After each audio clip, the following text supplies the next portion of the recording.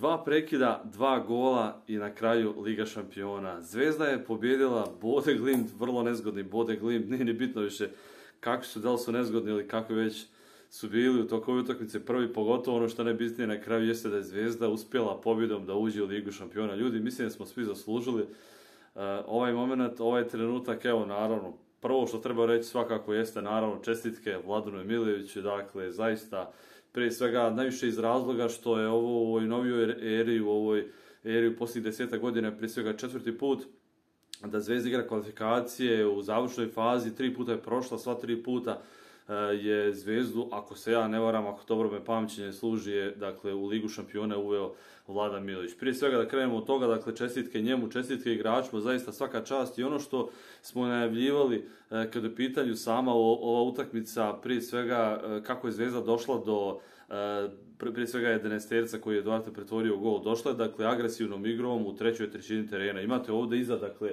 prije svega da vidimo rezultat. 2-0 sam ispisao gdje god sam mogao iza, dakle, 2-0 Zvezda uzela, to je najbitnije, dakle, Zvezda izbacila Bode Glimt i sad, ajde, možemo da kažemo par nekih stvari koje su zanimljive vezano za samu utakmicu. Prije svega, ja ne mogu da se otmem utisku da smo, eto, uspjeli, Bogu hvala, uspjeli su igrači, naravno, uspio je Vladan Milojević, dakle svaki igrač, svaki čovjek koji prije svega radio u Zvezdi ovih dana, dakle apsolutno ima zasluge igrači, najviše prije svega Vladan Milojević pogotovo. Međutim, dakle kako je Zvezda došla do ove situacije, dakle da iskoristi prije svega kako je odigrala, kako je došla do pobjede, to je najbitnije, kako je došla do prolaza.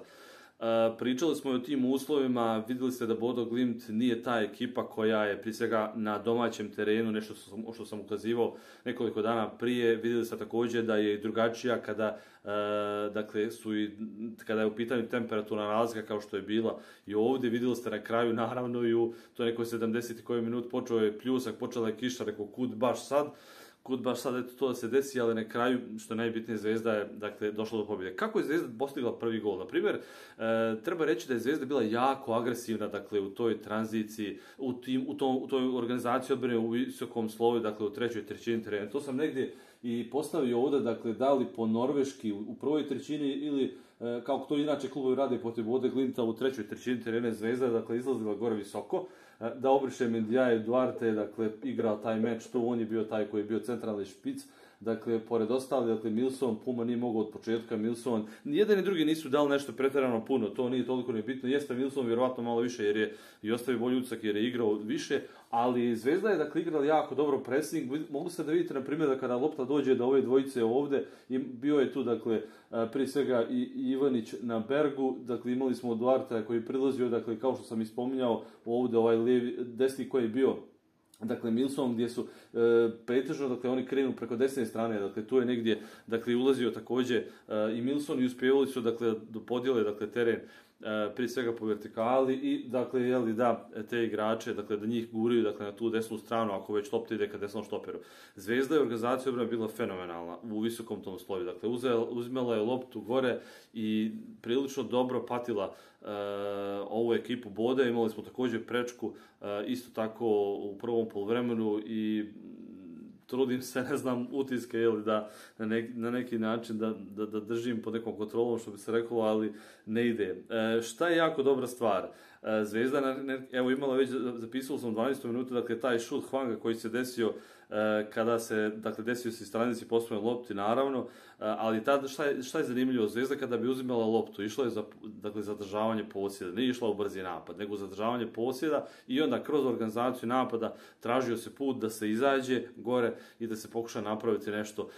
Vladan Milojević je birao, dakle, prije svega tehnički igrače, tehnički kvalitetne igrače, da sa njima može vjerovatno da duže drži posjed, pogotovo jer je teren bio naravno mnogo sporiji nego onaj tamo i to je Zvezda uspjevala kada bi uzela loptu kroz to zadržavanje posjeda, uspjevala da zadrži, dakle, loptu prije svega kod sebe i uspjevala na neki način mnogo više čak povratnim loptovima i direktnim pasovima, vertikalnim pasovima da dođe do šanse nego što je to, na primjer, bio način koji smo pričali da oni najviše imaju problema, a tu su centar šutevi. Na kraju centar šut se i desio, dakle, da je Zvezda postigla taj gol Spajića iz kornera.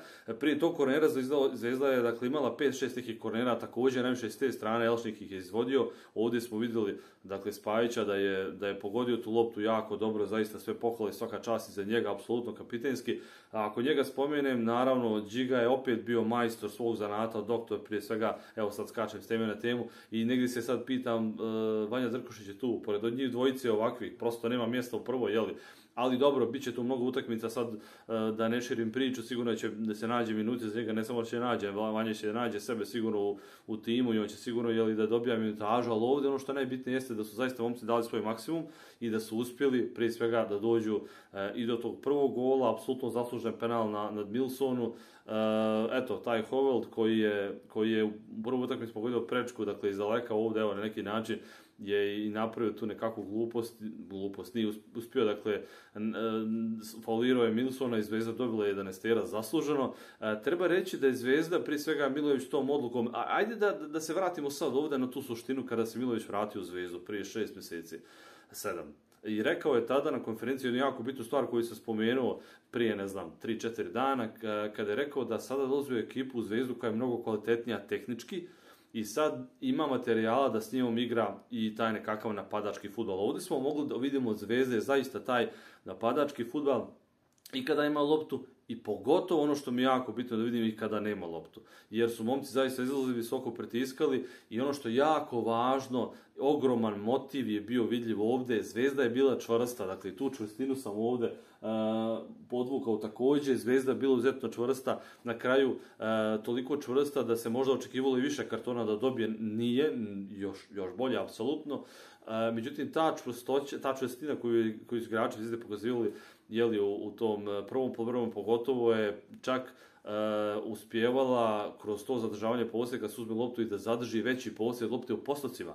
Pa je Zvezda na poluvremenu imala 53-47, čini mi se. Kasnije su oni to preuzeli 56 naprema 46, koliko je već bilo, 56 naprema 44, ali stvar je u tome prije svega da je Zvezda zaista svjesno preuzela rizik da kroz pas, kroz organizaciju napada, kada uzme loptu, kada stabilizuje posjed, ide da eksploatiše gore prostor i da pokuša da dođe do šansi, dakle stvara šansi da dođe u završnicu. I računajući na taj neki kontrolisani rizik, prije svega izgubit ćeš negdje loptu, naravno, ali ćeš uložiti nekakav trud timski i uspjevali su zaista momci to da urade. Da li neko sad sumnja u to da je Elšnik kvalitetan igrač, Hvam pogotovo, momci su zaista trkački bili na visokom nivou, dakle generalno Zvezdina ofenzivni dio tima je izuzetno mobilan bio, što je također jako, jako važno, jako bitno. I na kraju, naravno, uz malo sreće iz prvog meča gdje si imao na kraju izvukao dosta dobar, dakle, tako kažem, pozitivan poraz jer si imao priliku da primiš koji gol više.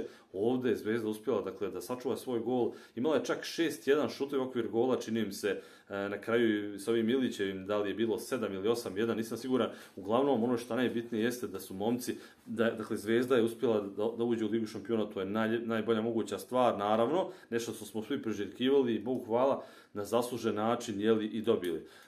Isto tako treba reći, bilo je nekoliko zaista tih situacija kada bi Zvezda uzela loptu i na drugoj i trećoj trećini terena i spuštala loptu negdje dole i pokušala da izađe mirnim pasom kroz organizaciju napada ljudi. To je zaista nešto što mi se itekako sviđalo. Treba reći da je Mimović kao mlad momak, isto kao i Džiga, zaista su bili na nekom tom svom vrhuncu. Vidimo, na primjer, i dalje nekakve limite kod Seola, ali opet je momak dao nekakav taj svoj maksimum. Duarte, dakle, dao je gol. Nešto što očekuješ od njega iz penala, pogotovo u situaciji gdje nije baš tako ni jednostavno to pretvoriti u gol. Ali je Duarte prije svega neko ko je pored Olainke dušu ostavio na terenu, u tranzicijama tim negativnim i u organizaciji odbrane kad treba da izađeš, da pritisneš, da budeš čvrst, da se ubaciš, da uzmeš loptu. Olainka je samo 3 lopte uzeo direktno igraču, dakle, u lice mu se unio, uzeo mu loptu u prvom poluvremenu. Znači čovjek je, vidjelo se na primjer, ni Milson nije bog zna šta spreman, Olainka se dosta potrošio, ali mnogo spremnije što je bio na primjer protiv Čukaričkog, i za to zaista velike pohvale prije svega ljudima u stručnom štabu, Milojevićem, njemu samom, i međutim, i Olainka i Duarte su bili zaista ključni. I ono što je prije svega mi je jako važno da napomenem jeste da Zvezda je još uvijek neuigran tim. I to je nešto što smo često spominjali, iz čega smo još uvijek svjesni.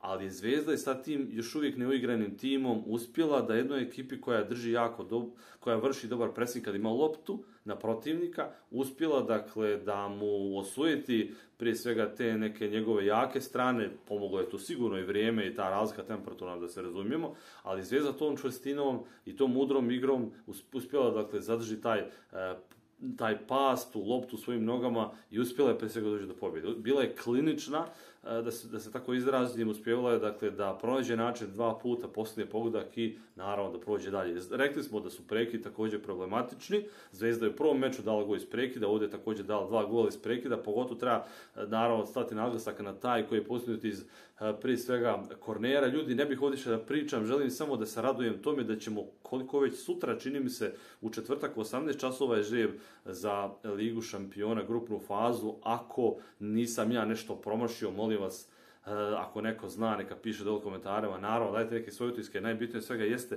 da smo čistog obraza, prije svega momci, Vlada Milojević, Crvena Zvezda, igrači su čistog obraza, zaslužili da se nađu u žrebu za Ligu šampiona. Navijači, uživajte, prije svega zaista jako dobra pobjeda, jako lijepa pobjeda, sigurno mnogo će ljepše da se diše i živi u narednim danima i to je nešto što je najvažnije od svega. Idemo, Liga šampiona je stigla. Šampionski pozdrav!